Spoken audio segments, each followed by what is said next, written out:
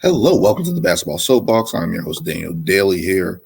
This is episode 55 of the Basketball Soapbox as we are in day two of NBA free agency. Highlighted with the Dame Lillard trade request, finally getting that trade request. The Lakers revamping their roster drastically. A couple of rookie extensions that have also happened. A couple of other guys moving around the league here as we get into it. But first, let's get to the nitty gritty of Damian Lillard's trade request here. And I want to start there basically because this has been a long time coming for the Portland Trailblazers in retrospect, looking at their past history of just not being able to put together anything around Damian Lillard during his time there. But I wanted to touch base on how I think he put them in a bad position. And basically how I think he screwed the Portland Trailblazers.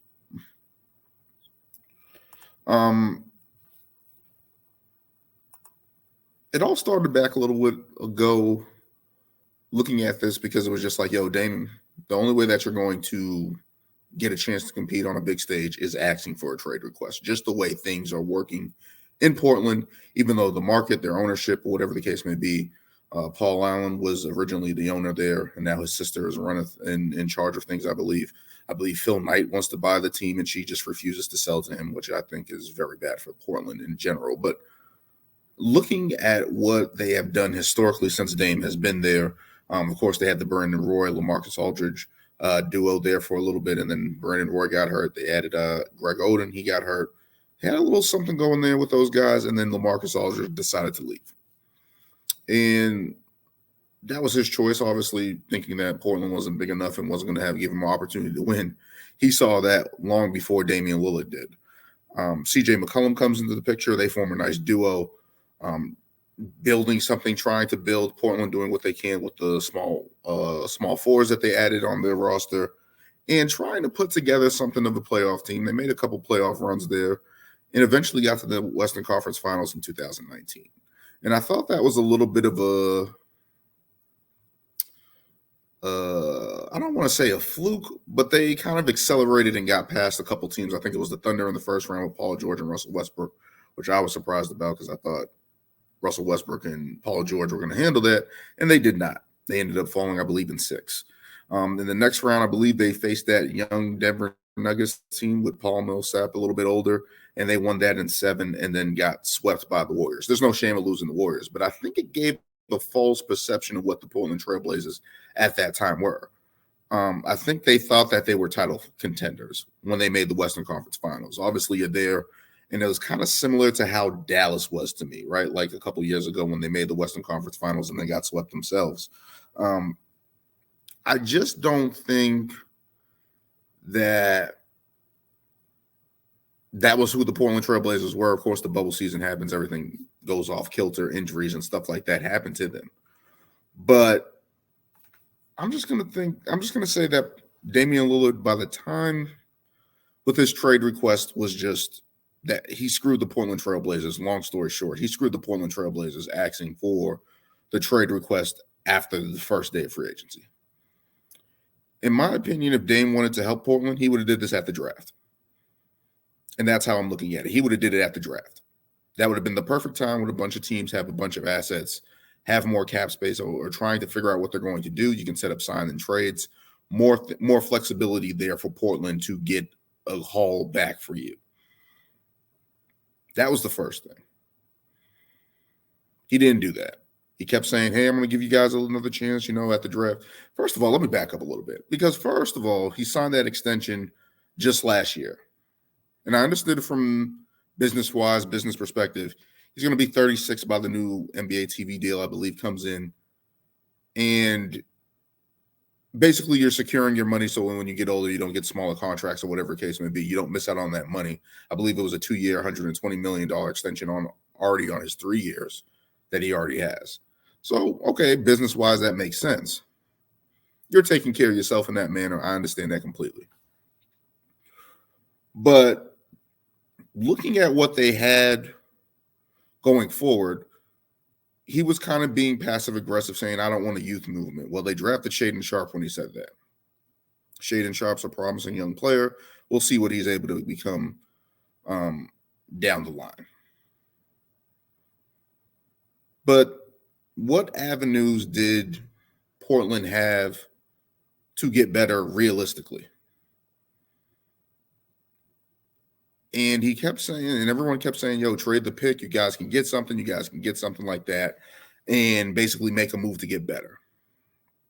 And I'm sitting there like, Jeremy Grant's value isn't as high as Portland thinks it is to get these trades. So that's why nothing was materializing over that time. Yusuf Nurkic is not a good center on a good contract that you guys can get value for.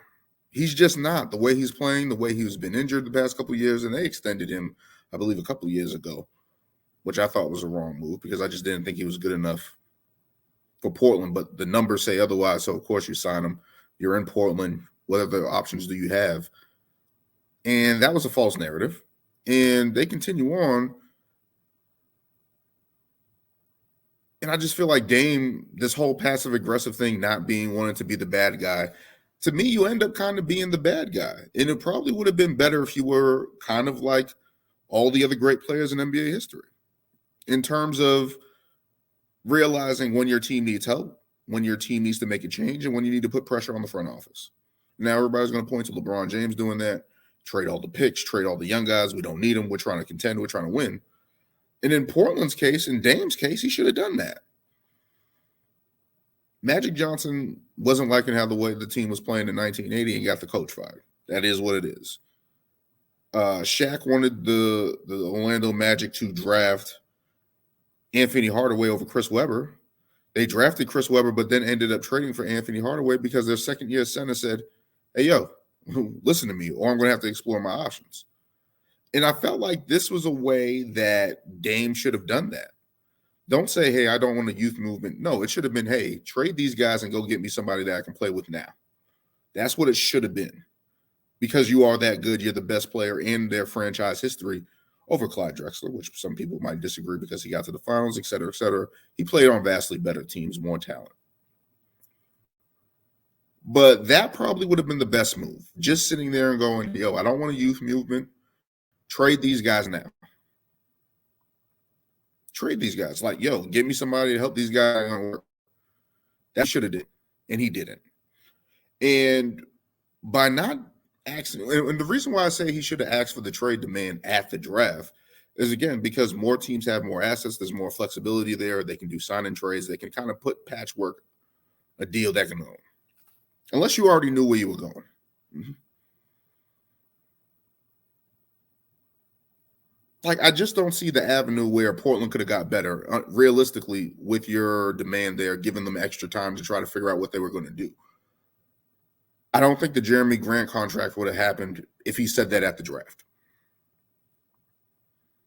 Now they're committed, thinking, hey, this guy's a piece here that you wanted to play with you. You wanted to keep. We're investing in him, meaning we're investing in you. We're trying to make something work. And obviously it's not enough. Now, they said in the IG Lives or whatever the case may be, he said Bam was his guy or whatever the case may be.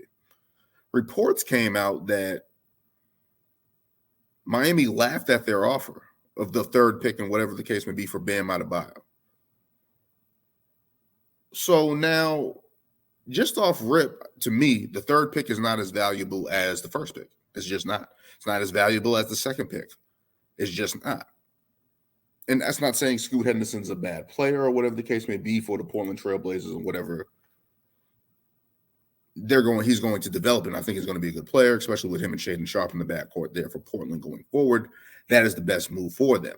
But looking at what that draft potentially could have gotten them, the third pick, maybe Jeremy Grant, Yusuf Nurkic in the deal, or whatever the case may be, to move it, there was just nothing of value that you were going to get around the league to make you a competitive team in the West.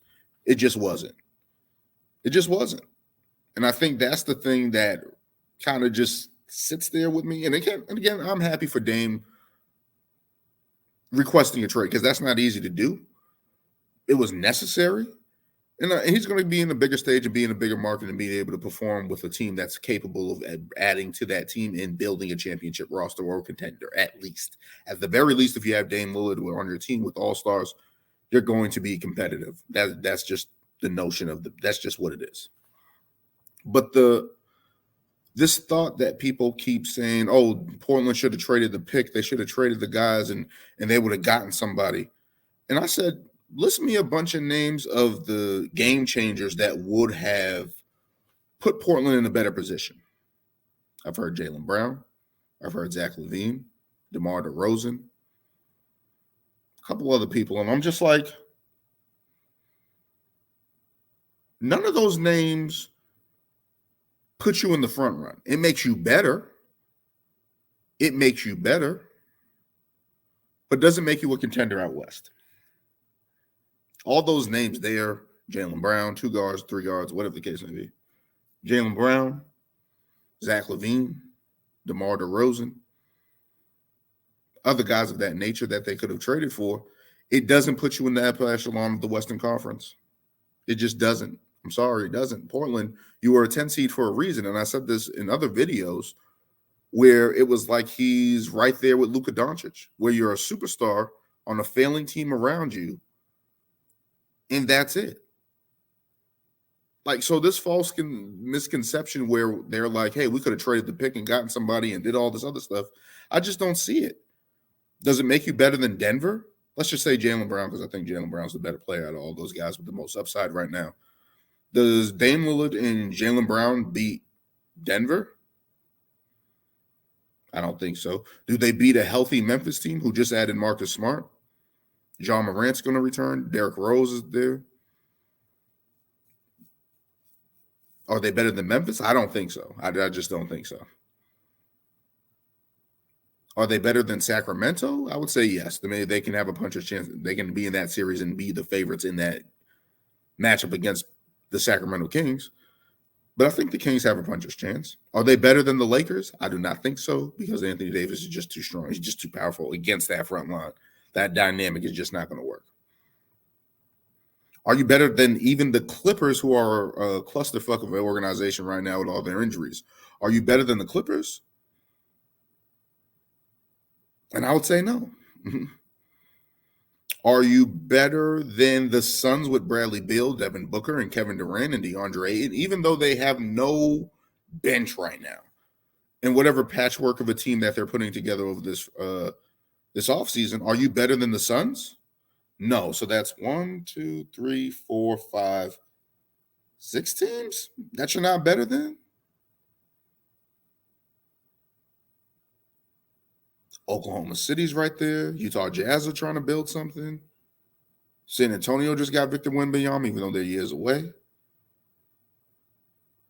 Are you better than the Pelicans, even though they're without Zion? With a healthy Zion? No. Are you better than them? No. So what trade that you could have made that would have put you in a better position to compete against those teams? You would have just made the playoffs and been a first-round exit like the majority of your time in Portland has been. That's not winning. That's not competing. There's one thing in the NBA. You're either competing or you bottom out. And if you're not competing, the Portland Trailblazers are doing what they absolutely should do, what they should have done before, was just bottom out. And then Marcus Spears on NBA TV today, NBA Today on ESPN, he was saying how he didn't like Damian Lillard didn't like how they sat him in March when they were competing for the 10 seed to get into the play-in. And that rubbed them the wrong way at that point in time, and they weren't committed to winning and all this other stuff. Let's just put this in play if you were playing. So if you were playing, you probably would have won more games than you should have. You probably would have been a 10 seed. You probably would have been in the play-in. Are you beating Oklahoma City? I don't think so. Are you beating Minnesota Timberwolves? I don't think so. Are you beating the Lakers? I don't think so. So you basically would have just been a play-in exit, first-round exit, whatever the case may be. Best case scenario, you're a first-round exit. That ruins your lottery pick chances. So that third pick that Portland tanked for and now is in a position to rebuild their roster. That doesn't happen if you play. They're stuck. Meaning, if you would have played, you would have had probably a late lottery pick, and there would still be nothing that you could have traded with that pick and player to bring in help if you would have stayed. So, what was the options that you were looking for at that point in time? So, something just seems fishy to me on that end right there. Like, what was the end game there? Like, if you wanted to go to Miami before, like, you could have said that before the draft, and Miami would have been all over it, most likely even more now, and would have had more assets. Portland would have been able to pick their players. They would have been able to facilitate more trades, a 3-team deal, whatever the case may be. You would have had more options on the plate for Portland as an organization and for you as yourself. But now you waited after the draft. You had a meeting last week, and you still said, "Hey, I'm going to give you guys a little bit more time." What was the move that Portland could have made in order to suffice you staying there, you wanting to be there? There's nothing they could have done. And the writing was on the wall for a long time. So I call bullshit. And that's the problem here. And I think people are playing the angle of, oh, it's Damian Lillard. He's been preaching loyalty. He's wanting to work in Portland. And that might have been true. I can understand it from that standpoint. But at some point, we got to be honest. We got to be honest. You weren't going to win in Portland. It just wasn't going to happen. And I said that since 2016, I believe, when they lost to the Pelicans. That was the last chance for the Portland Trailblazers for me. I was like, they got to break this up. There's no way that they can turn it around. And they ended up getting to the Western Conference Finals the next year. But again, in that point in time, I thought it was fool's gold. I was like, they're not going to be able to compete. This is not really what it's supposed to be.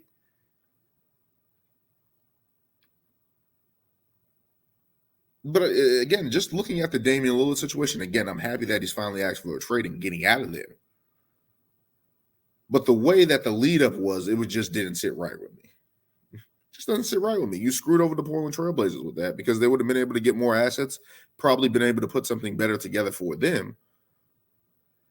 And now they only have a couple options, right? They have the Miami Heat angle, probably Tyler Hero, Duncan Robinson. Every team needs shooters. They can probably bring those guys in and then trade them if they need to. Maybe have a good showing in Portland. Maybe those guys look good and maybe you're able to flip them. Maybe that's the option there. Brooklyn, of course, I just don't see it happening. I think the only place he's either going is Miami, or I said Philly because I'm like, James Harden wants out. Maybe they can facilitate a 3-team deal, send James Harden where he needs to go, get some picks, whatever the case may be.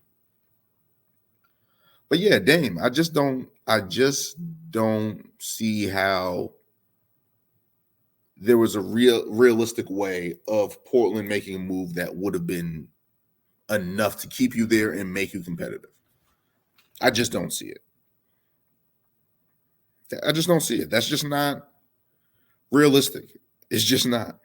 It's just not.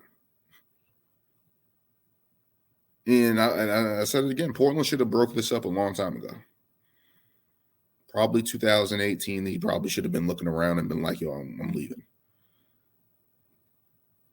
And yes, I understand it's tough. I understand it's tough, especially for him, what he's built there and what he's done. But at some point in time, you got to realize it ain't going to work. Clyde Drexler did it in 95. He was in Portland for a long time too. And it just wasn't going to work. It just wasn't going to work. That's the nature of the business. Some teams have a better opportunity to bring guys in that are able to help. Portland is not one of those guys, even though they had a run in the early 90s. They had a run in the late 90s trying to put something together. But realistically, they weren't better than the Lakers at that point in time. They weren't better than the Pistons in the early 90s. So looking at that track record of that team, the only way that they can do it is by draft picks. And you saying that you don't want a youth movement kind of puts them in a clusterfuck because now they're overpaying free agents. They're overpaying players that don't fit the metric of that to appease you. What did you want them to do? So that's where I am on the Damian Lillard situation. Again, happy he's getting out of there, but it's like you could have handled that a little bit better. Everybody, all the parties involved could have handled that better, but I think he screwed over the Portland Trailblazers.